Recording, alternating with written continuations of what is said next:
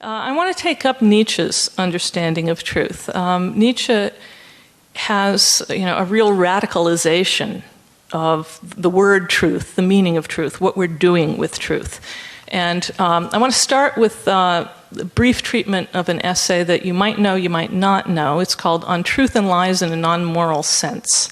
He wrote this the year after the birth of tragedy. And it does some very important things. In Truth and Lies in a non-moral sense, Nietzsche talks about truth as a fable in the following sense. He describes the world as, the world that we see, the reality of the world, as infinitely varied, infinitely individual, always changing. In a sense, it's chaotic, it's manifold. There's no such thing as a tree in the real world. What there is in the real world is an infinite number of individual variations on what we come to call tree later. And unlike Socrates, Nietzsche doesn't say tree is real and the actual living things that are infinitely different are just images of that. Nietzsche says, no, those things outside that we see and we touch, they're the real things. What's not real is the idea, the concept that we form of it. Now, Nietzsche was a philologist, he worked with language, and he talks about the basis of language being metaphor. We construct a language based on, identifying things conceptually, not because it's the way they are, but because it's a useful metaphor.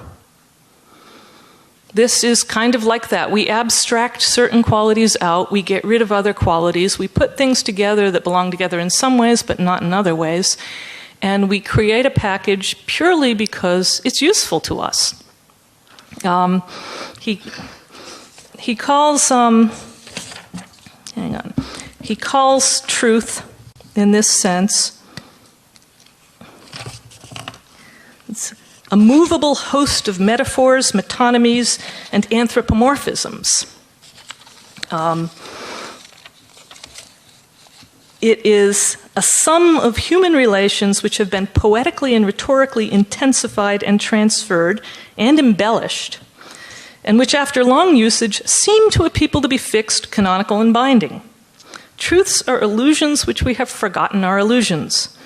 They have metaphors that have been worn out and have been drained of sensuous force. They're coins that have lost their embossing and are now considered as metal and not just as coins. Now, this is very important for understanding what Nietzsche says about truth. We create these metaphors because we have to. It doesn't, we don't function well in a chaotic world. But the world is chaotic. And so we construct a non-chaotic world for ourselves. We build it. The standard then of truth, or the thing that the truth occurs in the context here of something that's good for human life. Truth, this ties to where Nietzsche elsewhere says truth is a useful fiction or a necessary fiction. Truth is something that's advantageous to us. It's not something that corresponds to reality in any way. There's another famous statement of Nietzsche's that then bounces back on this. The truth is that there is no truth. Most of you, no doubt, have heard that.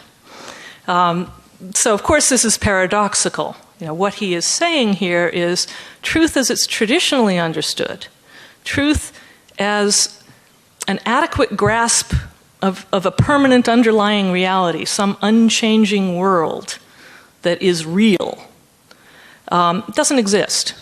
There is no such unchanging reality. There is no such world that is universally true and valid. And we can't get to it, and even if there were, we couldn't get to it, but it doesn't exist, basically. So truth in the traditional sense of a correspondence to a fundamental unchanging reality that we can prove is one of these useful fictions. And if we're forced to be honest with ourselves, then we have to say, truth, the demand for truth itself requires us to say there is no truth. It requires us to give up on the notion of truth in that sense. But since we have to live in an organized world, we can't live in chaos. We need meaning. We need there to be value. We can't completely give up on it. So we have to do something different with truth.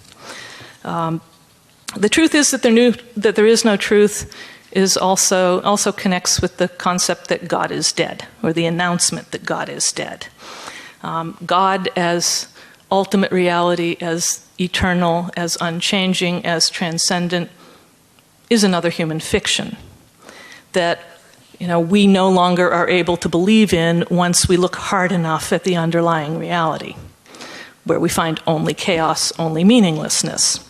So the challenge then for Nietzsche becomes, how do you, as a creature who needs meaning, who needs structure, how do you live in a world where God is dead?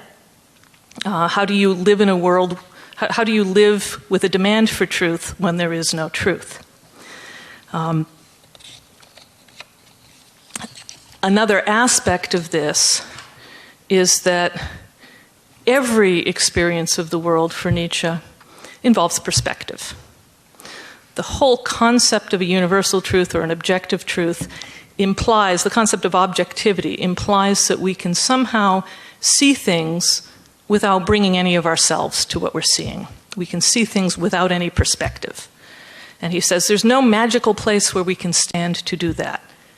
Every experience of the world is concrete, it's partial, it's a perspective, it's an interpretation.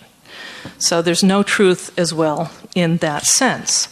One final statement of Nietzsche's that adds to this understanding of truth. Truth is a woman, and like a woman, she always loves only a warrior. Now, what on earth is he doing by saying something like this? Here, he's going back to this idea that what truth does for us is it enables us to live better. It's a fiction that enables us to love life and to be vital and to throw ourselves into life. Truth, then, is fundamentally not at its basis something rational. Truth is something that we want. Truth is something we desire. Truth is something that we have to seduce in a certain sense. Or it has to seduce us. We have to come to a view of the world that is seductive to us, that really grabs us and engages us and makes us desire it, so that we can believe it, and it can give us some sense of meaning and some sense of standing in the chaotic world. Now, Nietzsche's concept of truth, I said, is not relativism. So let me clarify why not. There is a standard of truth for Nietzsche. You can't take anything that someone asserts or anything that someone believes and say one opinion is as good as another or one assertion is as good as another. There may be no ultimate reality that any of them correspond to. It doesn't mean they're all equal. What truth becomes for Nietzsche is a construction. Truth is creating yourself. Truth is creating a world around you that is meaningful, coherent, beautiful. It's a work of art that is beautiful and inspiring. And so Nietzsche falls back on, in a sense, an understanding of truth as coherent. We're looking for a way to self-consciously understand that although we're living in a meaningless world, although we're living in a chaotic world, we can nevertheless create meaning out of it and do it well and do it in a way that is both coherent, reasonable, and beautiful. And so the truths that have validity are those, as opposed to things that are contradictory, they're fragmentary, they are uninspiring. There's a difference in that sense between truth and mere opinion, or between something that has force as truth and something that's not. Nietzsche ultimately develops the argument based on an understanding of the demands of scientific theory and the demands of reason for coherence, develops the argument that ultimate reality is nothing but will to power. When we look at things, we don't find anything in a certain sense. We don't find minds, we don't find souls, we don't find atoms, we don't find matter. He goes through at great length in a number of places, debunking the idea that anything exists, anything that we normally take as the basis of Western metaphysics. None of it's real. The only thing that we have a direct experience of and we can't deny, he said, it's not like it was for Descartes, I think, therefore I am. He says, that's full of assumptions. We're assuming that there's an I that thinks, and that there's only one I, and that the I thinks. But he goes on to say, who has the power to call thoughts to come when they want them to? Thoughts come when they want to come. I think, therefore I am, he thinks, is full of holes. What's not full of holes is that we all have an experience of willing or desiring. We have an experience of acting in the world and choosing to act in the world. And so the only ultimate reality that he can come up to is will, power or force, understood fundamentally as will. So he defines the nature of reality as nothing but will, which is always trying to go beyond itself. This leads him to develop an understanding of, what does this mean for human beings? What does truth as will to power mean for human beings? What does the nature of the world as will to power mean for human beings? It means that human beings turn themselves into gods. It means that we create the meaning and the transcendence and the order that aren't there to start with. And it means that we do so consciously, knowing that we're doing it. We satisfy our own needs. We have this, we do Genesis. We have the original chaos and we turn it into meaningful order, and then we call it good. And the calling it good is an important part of this, because Nietzsche says ultimately what we're looking for is meaning. We're looking for value. We're looking for a reason to continue living when there's frustration and there's suffering and it's a constant struggle. And so we have to find a way of shaping our lives and a way of understanding the world that would enable us to always say, this is wonderful, no matter what. In the middle of the worst circumstances, it's still wonderful. His way of doing this is through this idea of the eternal return of the same, which he puts forward as a kind of fictional truth. Suppose a God were to come to you and say to you, this moment that you're living now, in every detail of it, every aspect of it, you're going to be doomed to repeat forever. You will live this moment over and over again, and every other moment of your life, in every detail, over and over again for all eternity. And he asks the question, would you curse? Would you want to kill yourself? Or would you say, wow, you're a god. This is the most wonderful thing I've ever heard.